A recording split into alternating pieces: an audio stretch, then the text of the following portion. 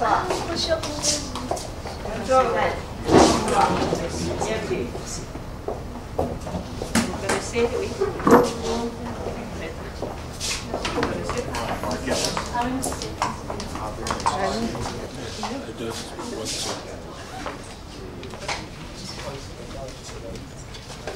date, female council are still underrepresented on the ICC list of council.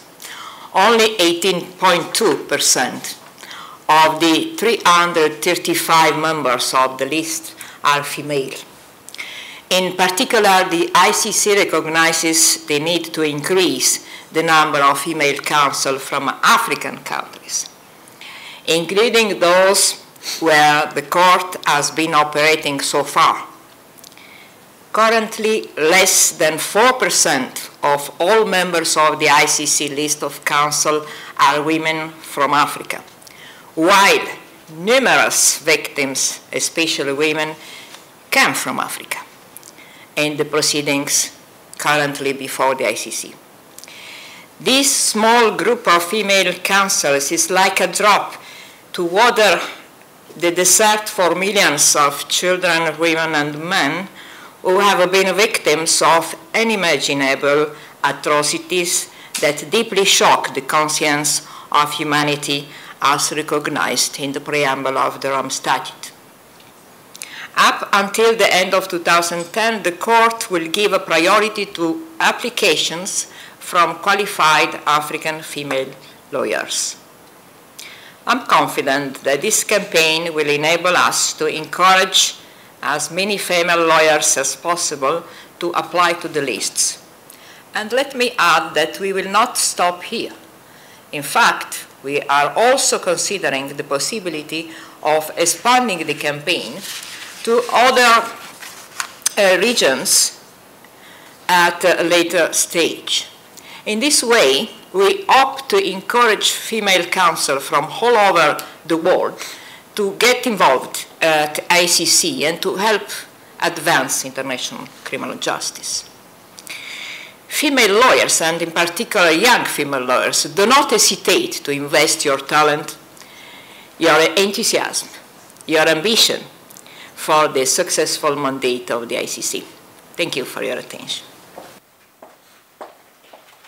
Today we launched this campaign to engage more women lawyers in the work of the ICC so that there's a greater understanding, there's a greater connection on the issues that are specific to women in conflict and the need to have women lawyers to assist those individuals, and particularly the victims of these crimes. So it is a unique opportunity for the IBA and the ICC, as the Register had mentioned, to seek out qualified women lawyers in Africa to engage more directly in the ICC, but also to engage more directly in international justice.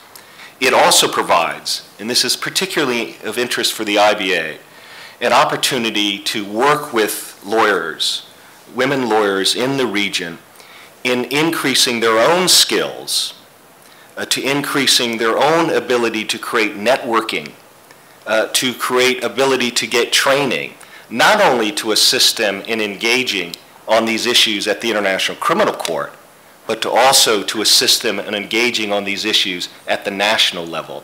And this is positive complementarity, I think, at its best, which is something, again, the IBA is very supportive of.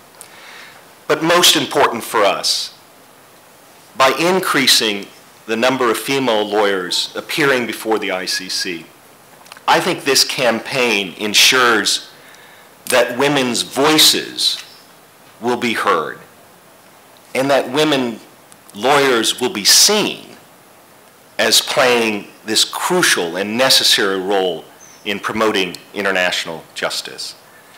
So as the global voice of the legal profession, the International Bar Association has now committed a significant amount of effort and will allocate resources to assist in this campaign. We will be reaching out to all of our member bar associations and law societies. We represent 198 throughout the world. We will be actively engaged in promoting this campaign through our regional conferences and through our annual conferences and through the various websites that the IBA maintains in London and elsewhere. J'aimerais souligner pour nos confrères africaines, c'est que j'ai l'impression que la plupart d'entre elles pensent que c'est difficile d'accéder à la Cour, d'être retenu conseil. Mais le mécanisme est tellement ouvert et transparent qu'il n'y a pas à s'inquiéter par rapport à ça lorsqu'on a les compétences qu'il faut.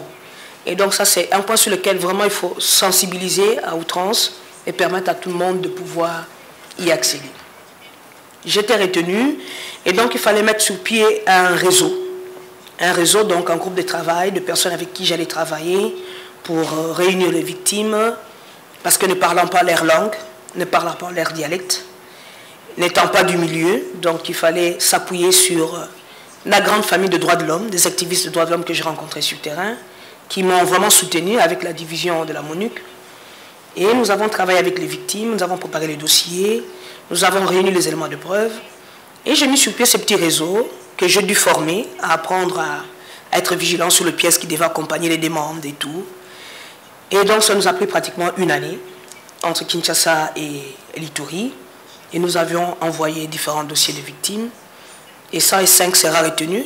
Parmi le seul qu'on a eu, on s'est dit, bon, on ne sait pas très bien comment ça se passe au niveau de la Cour pénale internationale. C'était la première expérience au niveau de la justice internationale. Et donc, pour des raisons de stratégie, c'est qu'un seul dossier que nous avons envoyé. Et 105 a été retenu. A/105/06. Donc, nous devons venir pour l'assister devant la Cour pénale internationale. Donc, comprenez que c'était mon rêve le plus cher de pouvoir arriver devant cette institution, la plus grande au monde, et comparaître pour la première fois devant l'histoire de l'humanité, devant le monde, pour une victime, une africaine, première avocate. Et c'était des émotions, mais puis finalement, je me suis rendu compte que c'était possible. Et le greffe a mis à notre disposition toute l'assistance technologique, parce qu'il faut dire que l'utilisation des outils informatiques, c'était vraiment une nouveauté pour nous à la salle d'audience. Dans le milieu de guerre, les crimes sont les crimes les plus graves et les victimes, la plupart des cas, sont des personnes vulnérables, de femmes, des enfants, démunis pour la plupart, qui ne savent pas à quel sens se vouer. Et la seule façon que j'avais de pouvoir les aider, les assister, c'était de mettre à leur disposition ma science, mes compétences. Et avec le système tel que mis sur pied par la Cour de sélection des conseils, c'était facile d'y accéder. Donc il n'y a pas eu, comme généralement nous avons en Afrique, de problème de recommandation. Non, c'est tout le monde qui devait se permettre de le faire, se battre, se confirmer. Et donc voilà. Ne pas le faire, c'est manquer une occasion de servir les autres, de servir son prochain. Vous savez, ces types de crimes liés, pour la plupart des cas, pour les femmes aux violences sexuelles, elles ont honte d'en parler, elles sont gênées d'en parler aux hommes, elles sont plus confiantes de voir qu'il y a des femmes qui peuvent les écouter, qui peuvent comprendre ce qu'ils ressentent, comme femmes d'une part, et peut-être comme maman pour les autres. Et je ne sais pas ailleurs, mais en tout cas dans mon pays, la plupart des gens ont beaucoup plus confiance aux femmes qu'aux hommes. Et donc ne pas s'inscrire sur la liste, je considère cela comme une abstention grave.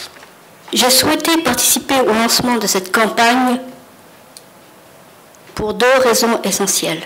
Et je dirais pour deux convictions fortes et fondamentales. La première, c'est d'abord un constat.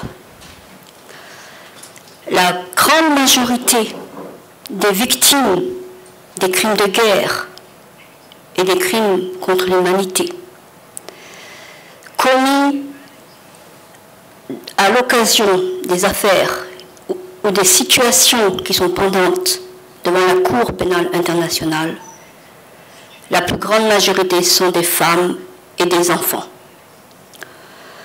Ensuite, le plus grand nombre de cas en termes de typologie de crimes de droit international sont constitués par des cas de violence sexuelle contre les femmes, d'enrôlement forcé d'enfants soldats et de mise en esclavage sexuel et domestique de jeunes filles et de jeunes garçons. Et qui plus est, la quasi-totalité, pratiquement, de ces affaires sont localisées en Afrique. Ces crimes ont été commis, pour la plupart, en Afrique. La compréhension de réalité et les clés du langage pour faire parler les victimes sur les points importants, ça, les femmes africaines peuvent être excellentes et exceller. C'est la raison pour laquelle je pense qu'il est indispensable que les femmes avocates africaines s'investissent massivement pour donner plus de visibilité, pour donner plus d'impact à la justice internationale